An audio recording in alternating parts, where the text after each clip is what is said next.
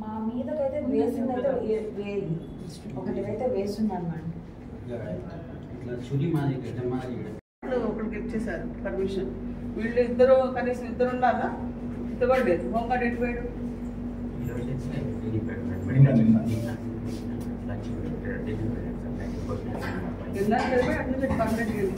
అది ప్రశ్న. చూసుకొని అక్కడికి పోయాను. పేషెంట్ అయితే ఒకళ్ళు నాట్ రెస్పాండ్ వాళ్ళు చెప్పడం అయితే వెనక తల దగ్గర కారుతో కొట్టేస్తున్నారు అన్నారు.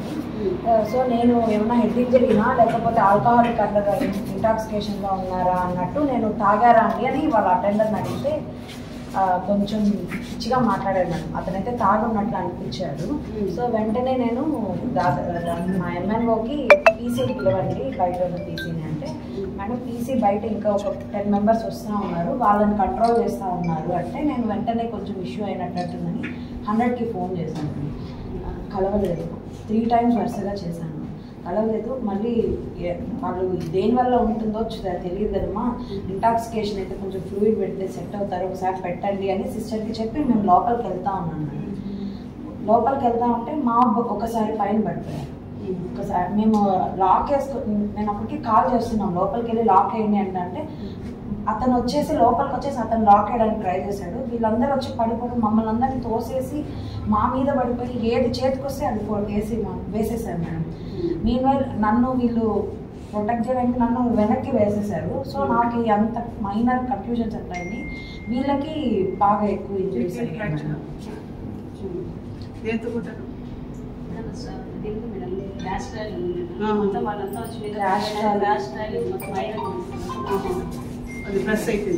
ర్యాష్ ట్రాలీతో తర్వాత చైర్ తీసుకొని కొట్టారు. దాని తర్వాత సిస్టర్ది అంబ్రెల్లా ఉంటే దాన్ని ఇరిగేంత వరకు కొట్టారు. ఏదన్నా ఇంకొంచెం వీళ్ళు లేట్ చేసి ఉంటే మేడం అక్కడ అతను ఏం చేస్తున్నారో తెలియడం లేదు వాళ్ళకి. ఎట్లా అంటే ఖచ్చితంగా ఇంజరీ జరిగేది అనిపించేసింది మేడం పరిస్థితి అయితే.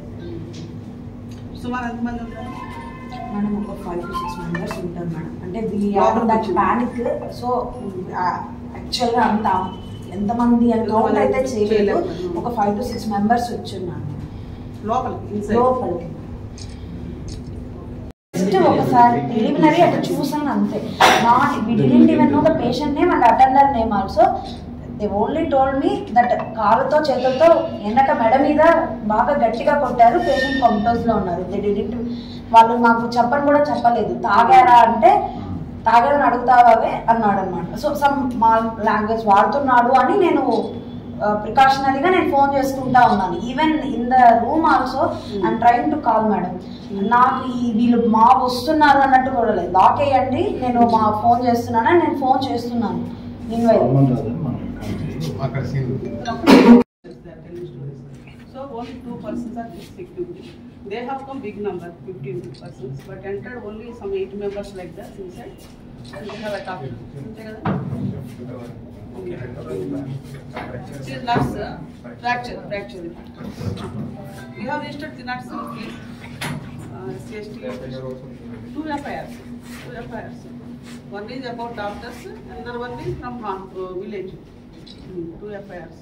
We take stringent action and register case and open the sheets like that. But we are telling outside media, politicians, political leaders attack on it. It's not like that. It's unruly mob, elaborated condition with the threatened condition. Villages. Anybody is there like leader? Not. No. Media is telling some political leaders. No. We are not saying leaders attacked and we are just saying some people are attacked on us and we don't know, if we didn't even know their names. Later they investigated and they told us. At your observation, all are in conjunct lakkar annara madam. నేను first examination చేసిన అతను మాత్రమే అడిగాను madam. Literally మిగతా వాళ్ళు పడినది అంటే we didn't అంత చేసే స్టేట్లో నేను లేను madam. Night itself collected CC footage. We have admitted 8 members CC footage. 9:30 నుంచి 10 గంటల టైంలో కదిరి గవర్నమెంట్ జనరల్ హాస్పిటల్లో ఒక ఇన్సిడెంట్ జరిగింది. దీనిలో కుటాగుళ్ళ అనే విలేజ్ చెందినటువంటి గిరి నాయక్ అనే అబ్బాయి అక్కడ వైన్ షాప్లో లిక్కర్ షాప్ నుంచి లిక్కర్ బాటిల్ తన తాతగారికి తీసుకెళ్ళడానికి వచ్చాడు 8 o'clock ఆ టైంలో. అక్కడ ఇద్దరు ఎక్యూజ్డ్ హరి అనిల్ అనే ఇద్దరు ఎక్యూజ్డ్ ఆల్రెడీ అక్కడ తాగుతున్నారు. సో ఈ అబ్బాయిని వాళ్ళు డబ్బులు అడిగారని చెప్పి అతను చెప్పిన స్టేట్మెంట్లో చెప్పాడు. సో ఇతను డబ్బులు ఇవ్వడానికి డినై చేయడంతో మాకు డబ్బులు ఇవ్వాలి నువ్వు అని చెప్పి అతన్ని తిట్టడం, ఆ తర్వాత అతన్ని చేతులతో గట్టిగా కొట్టడం జరిగింది. ఆ విషయాన్ని అతను తన బంధువులకి తెలియజేశాడు ఫోన్లో. వెంటనే అతన్ని రెస్క్యూ చేయడానికి రెడ్డి నాయక్, చెమ్మల్ నాయక్ అనే ఇద్దరు బంధువులు, అంటే చిన్నాన్న కొడుకు ఇంకొక అబ్బాయి, వీళ్ళు ఒక ఆటో తీసుకుని రావడం జరిగింది. అప్పటికే అతన్ని మళ్ళీ వీళ్ళు ఇంకోసారి అటాక్ చేయడం జరిగింది. అతను అక్కడ అన్కాన్షియస్ కండిషన్లో పడిపోవడం జరిగింది. తర్వాత వచ్చినటువంటి ఇద్దరు ఈ గ్రీన్ నాయక్ని తీసుకొని గవర్నమెంట్ జనరల్ హాస్పిటల్ 9:30కి వచ్చారు కుటాగుళ్ళ విలేజ్ నుంచి. వచ్చిన తర్వాత వాళ్ళు ఆల్రెడీ బయలుదేరి వచ్చారు. వాళ్ళ వెనకే ఇంకొక 10 to 15 మెంబర్స్ వెనక్కి కూడా రావడం జరిగింది, ఎక్కువ సంబంధించినటువంటి వాళ్ళు.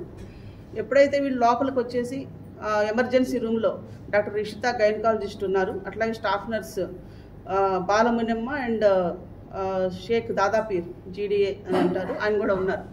సో వీళ్ళు ఉన్న టైంలో ఈ దెబ్బలు తిన్న వాళ్ళు వెంటనే అబ్బాయిని తీసుకొచ్చి లోపల అడ్మిట్ చేయటం, వాళ్ళు కూడా రష్ అవ్వడం జరిగింది. వెంటనే వీళ్ళు అక్కడే పరిగెత్తుకుంటూ లోపలికి రావడం చూసి వీళ్ళు అడ్డగిస్తున్నారనే భయంతో ఈ లోపలికి వచ్చినటువంటి చంద్ర నాయక్, రెడ్డి నాయక్ బోల్ట్ పెట్టడం జరిగింది.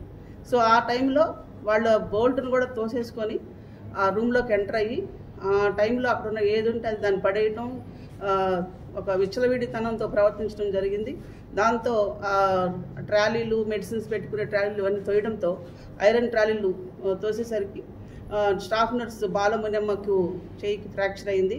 అట్లాగే షేక్ దాదాపీర్ ఆయనకి, అలాగే వీళ్ళకి ఒక సెక్యూరిటీ గార్డు కూడా ఉన్నారు ఈశ్వరయ్య అని, ఆయనకు కూడా ఇంజరీ అయింది. డాక్టర్ రిషితాకు పైకి కనిపించకపోయినా ఆమెకు కూడా ప్రెషర్ అనేది పడటం జరిగింది. సో ఇవన్నీ కూడా జరిగినటువంటి సంఘటనలు. అలాగే మళ్ళీ రెడ్డి నాయక్, చమ్ల నాయక్ని వాళ్ళు ఇక్కడ కొట్టడం జరిగింది, ఎవరైతే అసిస్టెంట్గా వచ్చారో వాళ్ళు. సో ఈ మొత్తం వ్యవహారంలో డైల్ 100కి ఫోన్ చేశాను డాక్టర్ గారు చెప్తున్నారు, బట్ కలవలేదన్నారు. వెంటనే లోకల్ ఇన్స్పెక్టర్కి ఫోన్ చేయడంతో కదిరి టౌన్ నుంచి రావడం జరిగింది. ఇక్కడ ఓపెన్ అవుట్ పోస్ట్ కూడా ఉంది, పోలీస్ అవుట్ పోస్ట్, దానిలో ఒక కానిస్టేబుల్ ఉన్నారు. అతను కూడా వెంటనే అడ్డుకున్నప్పటికీ అతను ఒక్కడే ఉండటంతో వాళ్ళు ఎక్కువ మంది రావడం ఇదంతా కూడా జరిగింది. దీనిపైన కంప్లైంట్స్ తీసుకొని 2 కేసులు రిజిస్టర్ చేయడం జరిగింది. ఒకటి గిరి నాయక్ ఫ్యామిలీ మెంబర్స్ని తీసుకుని ఒక SC/ST కేసు అండ్ 307, ఇంకొకటి డాక్టర్స్ కంప్లైంట్ పైన ఇంకొక 307 కట్టడం జరిగింది. ఈ అక్యూజ్డ్ మొత్తాన్ని కూడా as per CC camera footage అంతా కలెక్ట్ చేసాం. సుమారు 8 మంది ఈ అటాక్లో పార్టిసిపేట్ చేసినట్టుగా CC కెమెరాలో వచ్చింది. సో దానిలో కూడా బేస్ చేసుకుని వాళ్ళందరినీ రియల్ అక్యూజ్డ్ని వెరిఫై చేసి వాళ్ళని పట్టుకుని త్వరగా అరెస్ట్ చేయడం జరుగుతుంది. స్ట్రింజెంట్ యాక్షన్ కూడా తీసుకోవడం జరుగుతుంది. అలాగే వీరికి ఫ్యూచర్లో గతంలో ఏమైనా నేరాలు చేశారా, ఇదే ఫస్ట్ టైం అని కూడా వెరిఫై చేయడం జరుగుతుంది. దీనిపైన కూడా గట్టి చర్యలు తీసుకుంటాం. ఇంకా సెక్యూరిటీ ఇంక్రీజ్ చేయడం కోసం already hospital at any time ఇద్దరిని పెడుతున్నామని చెప్పారు.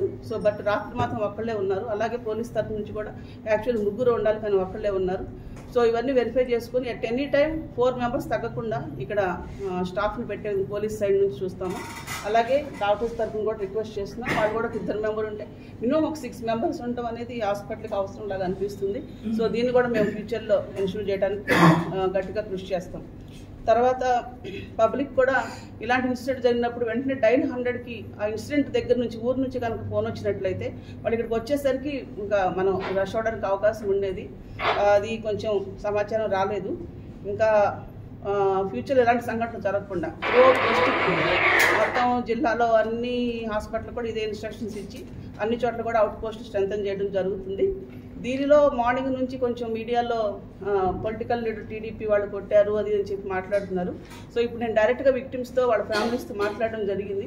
ఇక్కడ ఎటువంటి పొలిటికల్ లీడర్ కానీ పార్టిసిపేషన్ ఏమీ లేదు. వాళ్ళు యాక్చువల్గా ఒక అంటే ఇన్ఎబరేటెడ్ కండిషన్ ఫుల్గా తాగి కొట్టుకోవడం జరిగింది. ఎక్యూజ్డ్ కూడా ఫుల్ డ్రంకెన్ కండిషన్ అని చెప్పి విక్టిమ్స్ ఫ్యామిలీ చెప్తున్నారు.